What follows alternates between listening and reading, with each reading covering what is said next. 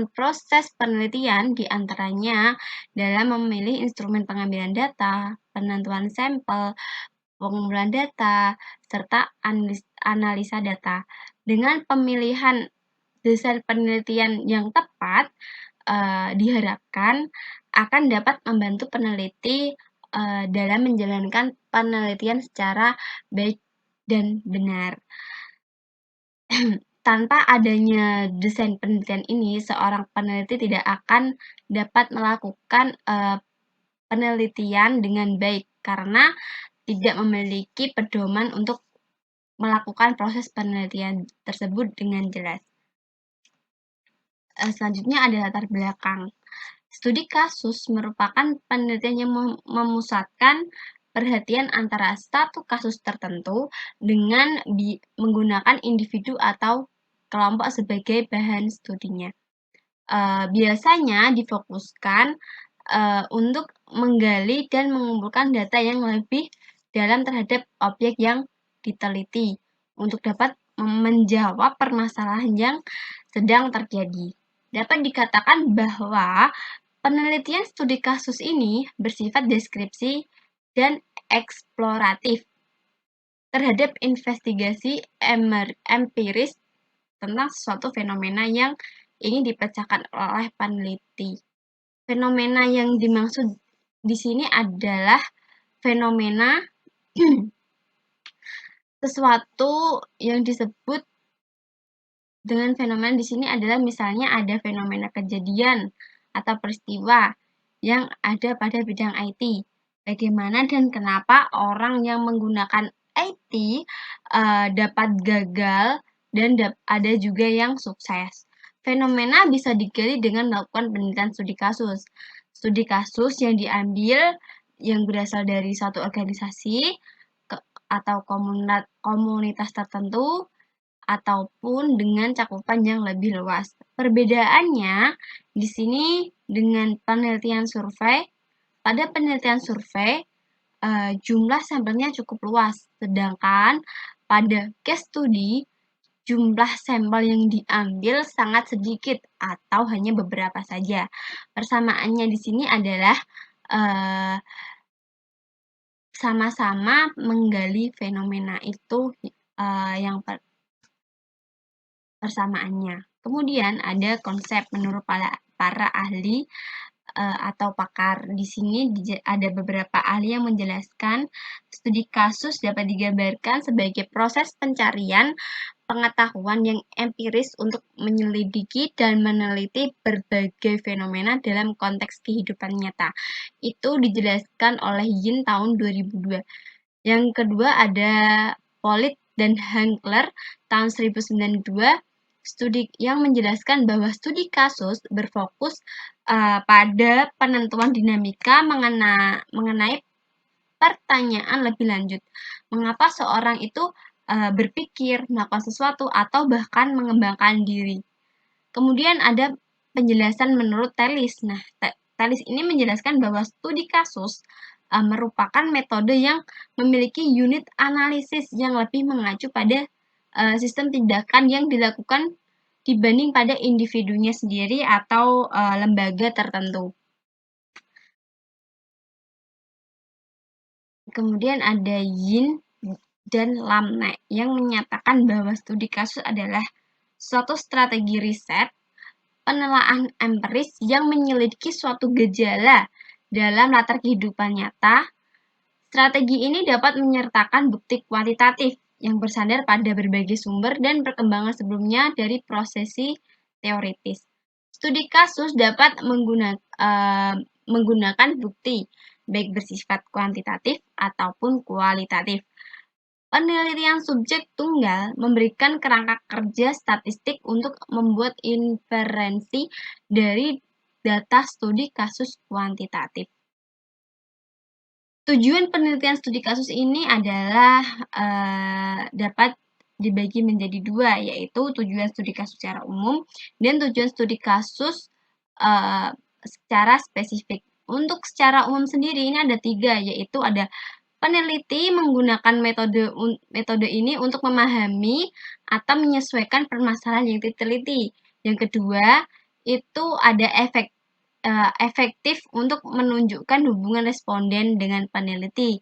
Yang ketiga, memungkinkan para pembaca untuk menemukan hasil yang berkaitan dengan konsistensi gaya, faktual, dan internal, yaitu berupa kepercayaan pada hasil penelitian tersebut.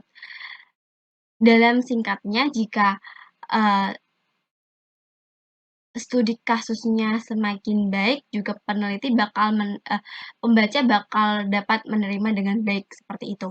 Yang kedua, ada tujuan studi kasus secara spesifik. Yang pertama, pada bidang psikologi dapat mengungkapkan atau mendapatkan informasi pada suatu perilaku, sikap, respon, pemikiran kognitif, dan sebagainya.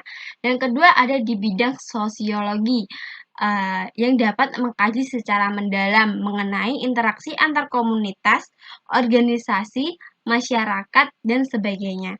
Pada bidang eksperimen, dapat menemukan suatu teori atau penghasilan teori baru. Di sini ada jenis-jenis penelitian studi kasus. Yang pertama, studi kasus explanatory.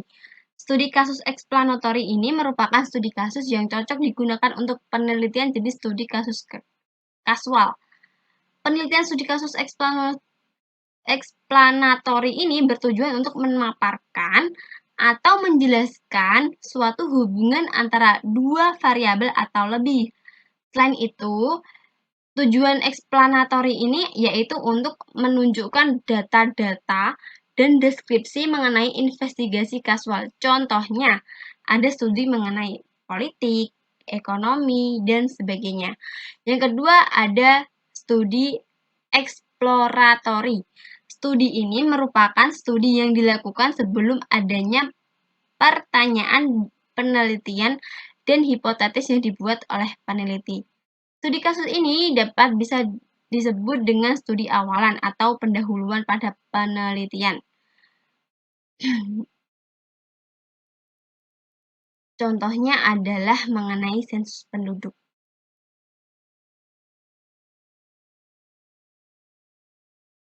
Yang ketiga, ada studi kasus deskriptif. Studi kasus deskriptif ini merupakan studi kasus yang mendeskripsikan suatu dan mengharuskan peneliti untuk memulai penelitian dengan teori deskriptif, yaitu memaparkan dengan jelas dan detail hasil penelitian tersebut. Contohnya mengenai sejarah, kebudayaan, atau kesenian, atau sebagainya. Selanjutnya ada studi kasus observasi. Studi kasus observasi merupakan studi kasus yang dilakukan oleh peneliti untuk mengkaji atau menganalisis suatu objek yang bersifat fisik atau suatu proses atau kegiatan yang sedang berlangsung, sehingga pada studi kasus observasi ini mengharuskan peneliti untuk langsung turun ke lapangan untuk mendapatkan data-data tersebut secara valid. Yang kelima, ada studi kasus kemasyarakatan. Studi kasus kemasyarakatan ini merupakan studi kasus yang dilakukan oleh peneliti untuk mengkaji atau menganalisis suatu permasalahan sosial yang terjadi atau berkaitan dengan masyarakat secara umum. Contohnya berupa perilaku menyimpang, pemberdayaan masyarakat, organisasi masyarakat, kehidupan sosial, perubahan sosial, dan lain sebagainya. Yang keenam, ada studi kasus secara hidup. Studi kasus secara hidup ini merupakan suatu studi yang disebut dengan studi kasus biografi. Pada penelitian ini berfokus pada biografi seseorang yang berjasa memberikan kontribusi pada negara sebagai pahlawan atau sebagainya. Contohnya adalah studi kasus para tokoh presiden, tokoh pahlawan, dan lain-lain. Yang ketujuh ada studi kasus mikroetnografi. Studi kasus etnografi ini merupakan studi kasus yang dilakukan oleh peneliti untuk menganalisis atau mengkaji mengenai kebiasaan-kebiasaan yang terjadi pada satu kelompok kecil. Contohnya adalah pengkajian mengenai tindakan kelas, pengembangan suku, dan sebagainya. Yang ke-8 ada kasus analisis situasi. Studi kasus ini merupakan studi kasus yang dibilang mengkaji atau menganalisis kebenaran dari suatu kasus yang sedang hangat diperbincangkan atau kasus yang besar di masyarakat. Contohnya adalah mengenai perkembangan teknologi, pengaruh penggunaan media sosial, dan lain sebagainya. Bentuk studi kasus berdasarkan permasalahan penelitian ini. Di sini ada beberapa bentuk studi kasus.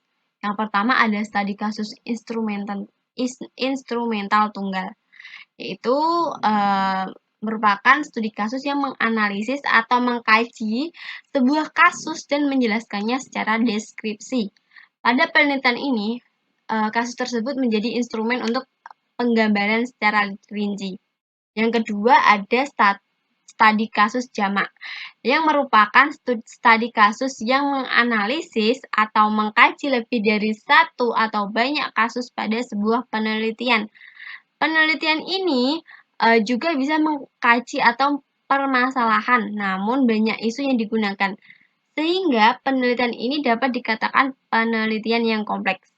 Yang ketiga ada studi kasus mendalam, yaitu studi kasus yang menganalisis atau mengkaji suatu kasus yang memiliki ciri khas atau keunikan. Penelitian ini hampir mirip dengan penelitian naratif, namun prosedur dan kajiannya lebih rinci, sangat berkaitan dengan konteks. Di sini ada ciri-ciri penelitian studi kasus yang baik. Yang pertama ada memandang objek penelitian sebagai kasus atau permasalahan. Yang kedua, memandang kasus sebagai fenomena yang bersifat kontemporer. Yang ketiga, dilakukan berdasarkan kenyataan atau fakta yang ada. Yang keempat, menggunakan berbagai sumber data untuk diteliti. Yang kelima, menggunakan teori yang sesuai sebagai pedoman atau acuan penelitian. Kelebihan dan kekurangan penelitian studi kasus, di sini ada beberapa kelebihan dan kekurangannya. Kita akan menuju ke kelebihannya terlebih dahulu. Kelebihan atau keunggulan dari studi kasus di sini yaitu studi kasus dapat mengungkap hal-hal spesifik, detail, dan rinci yang tidak bisa dijelaskan dengan penelitian lain. Yang kedua, penelitian studi kasus juga dapat menguak makna di balik permasalahan atau fenomena yang diteliti dengan kondisi apa adanya. Yang keempat, studi kasus tidak hanya sekedar memberikan laporan secara faktual, akan tetapi juga dapat memberikan suasana, nuansa, dan pikiran yang dapat dikembangkan menjadi bahan penelitian selanjutnya. Di sini ada kekurangan-kekurangan penelitian studi kasus, yaitu yang pertama, pada penelitian kuantitatif, studi kasus agak dipersoalkan karena segi reliabilitas, validitas, dan generalisasi. Studi kasus tidak selalu cocok dengan menggunakan penelitian kuantitatif karena tujuannya untuk menggeneralisasi. Studi kasus yang bersifat observasional mengharuskan peneliti untuk terjun langsung supaya mendapatkan data yang lebih valid. Langkah-langkah dalam penelitian studi kasus. Yang pertama ada pemilihan kasus terlebih dahulu, selanjutnya disusul oleh pengumpulan data. Pengumpulan data harus diperhatikan objek yang diteliti, sehingga data yang dapat dibuktikan atau diuji secara valid. Dapat dikatakan bahwa peneliti harus menggunakan teknik pengumpulan yang sesuai dengan penelitian, supaya mendapatkan data-data yang valid. Yang ketiga ada analisis data. Dilakukan setelah mendapatkan data-data berdasarkan pada teknik-teknik pengumpulan data yang sesuai. Yang keempat ada perbaikan. Perbaikan dilakukan karena pada penelitian yang haruslah didapatkan hasil yang sempurna, sehingga mengharuskan perbaikan walaupun data-data sudah dikumpulkan dan diklasifikasi. Perbaikan ini bertujuan untuk menguatkan atau menyempurnakan hasil penelitian. Yang kedua, bisa jadi peneliti ternyata membutuhkan data-data baru, sehingga peneliti harus terjun ke lapangan untuk mendapatkan data-data tersebut. Yang kelima, ada penulisan laporan. Ini merupakan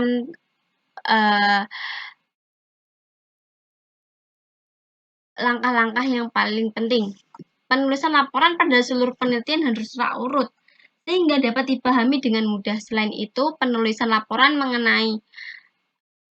haruslah komunikatif, menggunakan bahasa baku, efektif, dan efisien, kemudian dan jelas.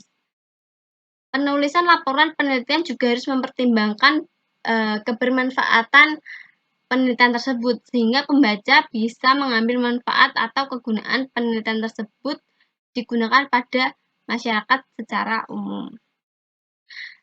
Cukup sekian dari saya, kurang lebihnya saya mohon maaf sebesar-besarnya.